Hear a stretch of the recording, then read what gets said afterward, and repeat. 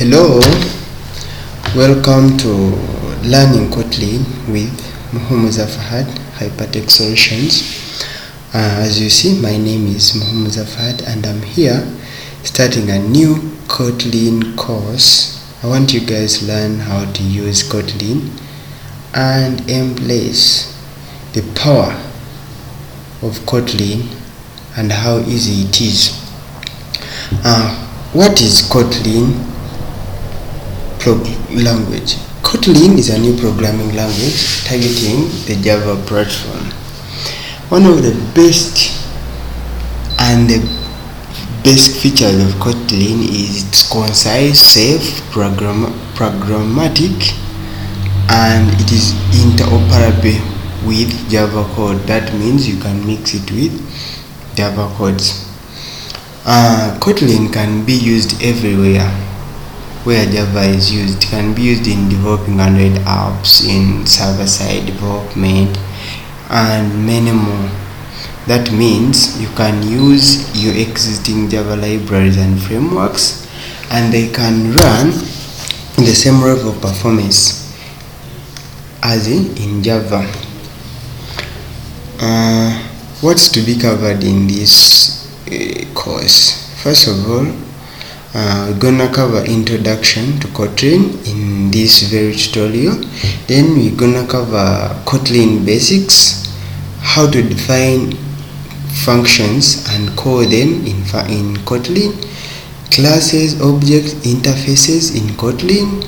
Shall also touch abstracts, we shall touch programming with lambdas, the type system, the overriding and other convention, high order functions in Kotlin. Those are lambdas as parameters, return values, generics, annotations and reflection. We shall also touch DSL construction. Just stay with me.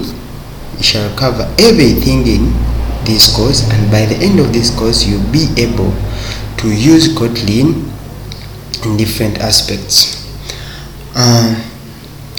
Target platforms for Kotlin. We talk of server-side Android and anywhere Java runs. So the primary goal of Kotlin was to provide more concise, more productive, safer alternative to Java. That means Kotlin runs on Java virtual machine as Java, but its main goal is to provide an alternative for Java that is something that is more easier to write and read and more concise in terms of writing codes and the performance itself. So Java being an extremely popular language, it is used in the different aspects in different environments. As you know, it is used in apps, they run on apps. Google uses Java and so many other companies. So Kotlin provides a better way of writing Java codes, which can help developers achieve their goals with less code and fewer annoyances along the way. That means they encounter few errors when writing their codes. Kotlin, one of the best features of Kotlin is it is statically typed. What is a statically typed language? A statically typed language is a language where every expression in a program is known at a compile time. That means the compiler can validate that the methods and fields you are trying to access exists on objects you are using. In contrast to dynamically typed languages as you know them, for them, they let you define variables and functions that you can store or return data of any type and resolve the method and field differences at runtime.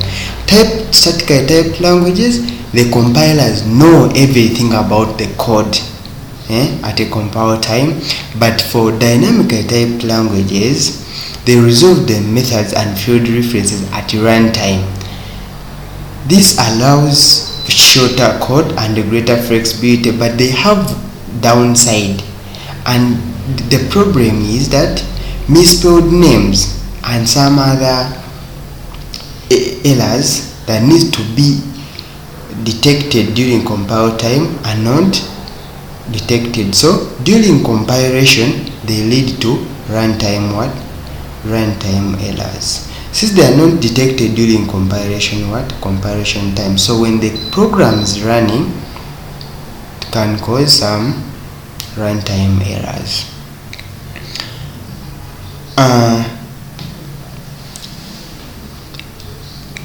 In contrast to Java is also a statically typed language, but the difference with Kotlin does not require to specify the type of every variables. Sometimes it can require to explicitly specify the data type you are trying to use, but in most cases Kotlin does not require to specify the data type of the variable you are trying to use. For example, if you say you define a variable name and you give it Fahad in a string, you see here we are declaring a variable, and because it is initialized with a string value, the power of Kotlin automatically determines that its type is a string, so you don't need to specify the data type in this case. So the ability of the compiler to determine types from context is what is called type inference. So Kotlin supports type inference. Features of Kotlin. Here we are. These are some of the features of Kotlin. One is programmatic. Being programmatic means a simple thing to us. Kotlin is a practical language designed to solve real-world problems. So it is very simple in terms of programming. Concise. Kotlin reduces writing the extra code. So in Java, where you write 5 lines of code, in Kotlin you can write two lines of code. So it's concise.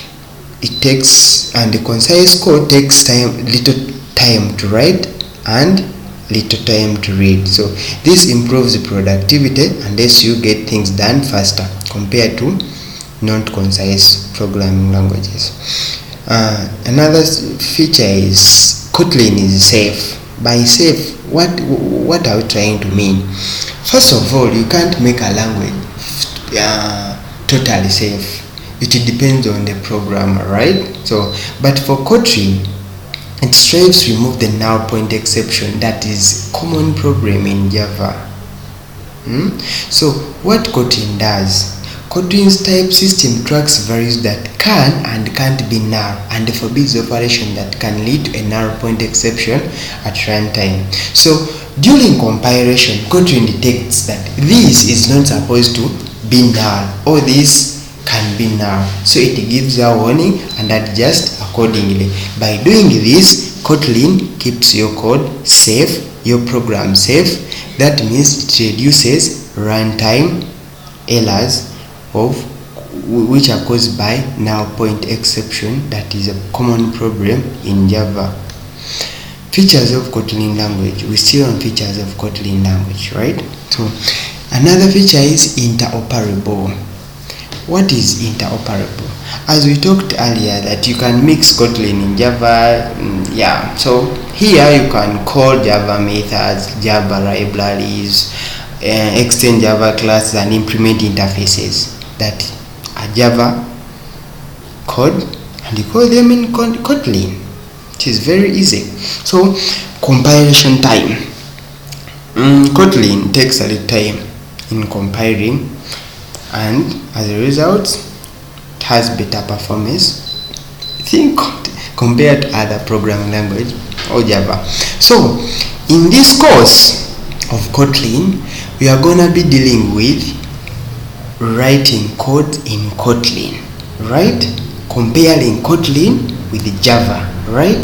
So we are not going to go deep into, as I told you, Kotlin runs on Java virtual machine, right? So you need the same setup you do when you are going to write codes in Java, but you are not going to go deep into that. You are not going to go deep into installing the JVM, the environment. So I guess all of you are good at preparing the Java environment. If you are not good at that, you can go to Google, read about that, and prepare your environment. The IDE that I'm going to be using is called IntelliJ IDEA. It has a community free version. You can go download it. Yeah, this is IntelliJ IDEA. For my case, I use Ultimate Edition, but there is also a free version, which is the community edition. Yeah. Let me wait for IntelliJ IDEA to start, and I give you a simple start of Kotlin, and you see the beauty of Kotlin. In Kotlin, there are so many things that you are not supposed to do. You don't have to terminate. The code is very simple. So as you are going to see along the way, you really appreciate what the JetBrains guys did, to come up with Kotlin, and they came up with a very good IDE, which is the IntelliJ IDE. Then we have Java to Kotlin converter. In IntelliJ IDEA, there is that converter that is also on internet, whereby most of you guys who are in Java, you can easily convert your code from Java to Kotlin, and then you start building on that code, because it is not very easy to move from one language to another. It's never easy, but we have a shortcut that can let you speed up your learning and adoption by relying on existing knowledge of Java. So this tool is the automated Java to Kotlin converter, which is in IntelliJ IDEA and so many other, and in Android Studio. Even on internet you can find it there. So this is the IntelliJ IDEA. As you can see it, we are gonna create a new project, and we name that project. My PC is slow, but I think yours will be fast. Mine is not so good. So first of all, how to specify the software development kit. I think Java guys, you know that software development kit. For my case, it is Java version 11. Then I need to select Kotlin, because I'm going to write my codes in Kotlin, and here you see Kotlin/JVM. As I told you, Kotlin runs on Java virtual machine. So I need to select that and select next. I'm going to name this learning Kotlin. And I finish. So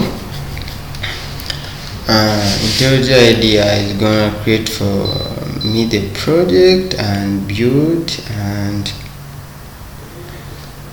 since it is an intelligent idea, everything's gonna be done for me. We start coding. Let's wait for some minutes, and then we continue. So this is the IntelliJ IDEA.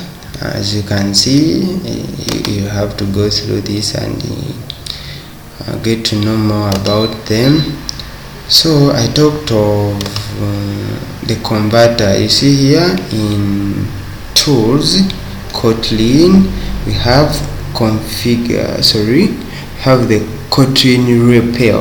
This Kotlin repair helps you convert your code from Java to Kotlin, as you can see, but converts after writing your code here.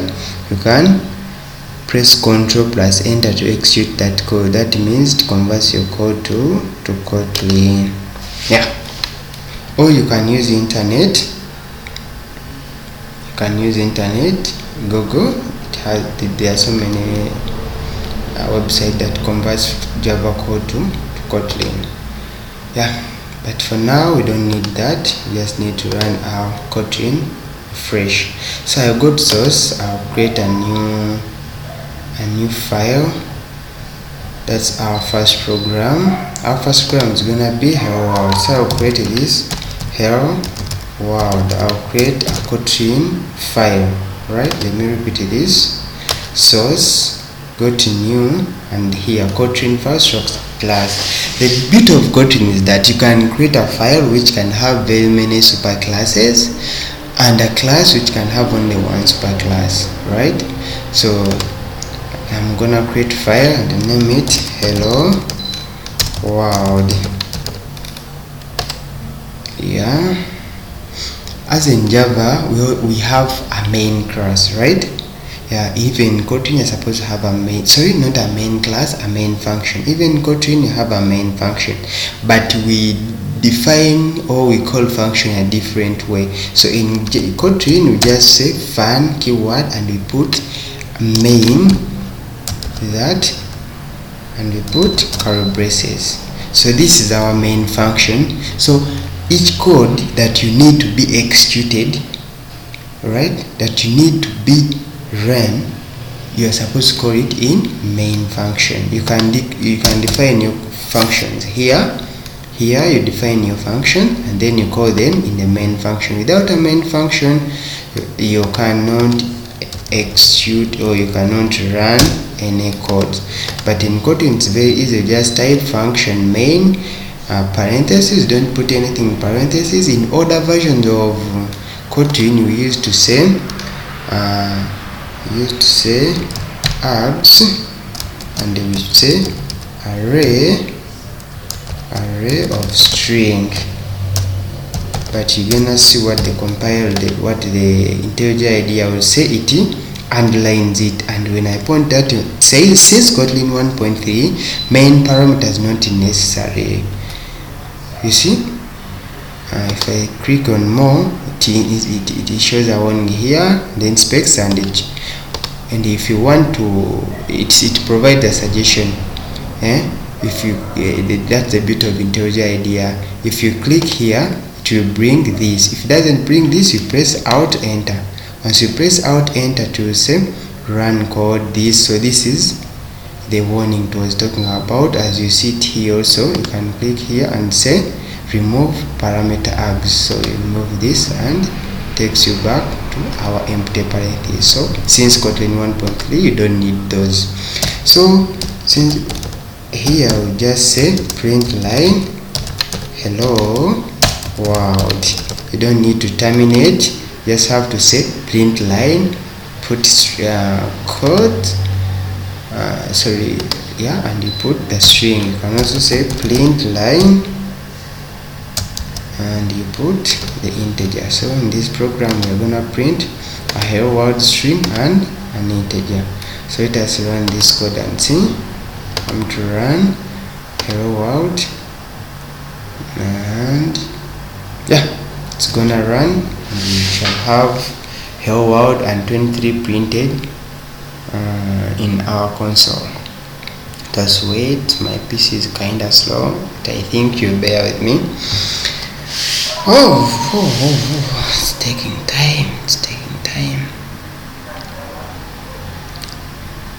Hurry.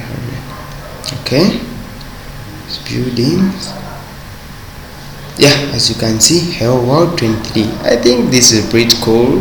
We have printed 2 lines. I have printed a string and an integer just in 2 lines. Yeah, you see how concise it is. So Kotlin is nice. So let us catch up in the second tutorial. I think we shall learn more about Kotlin. Yeah, see you guys next time.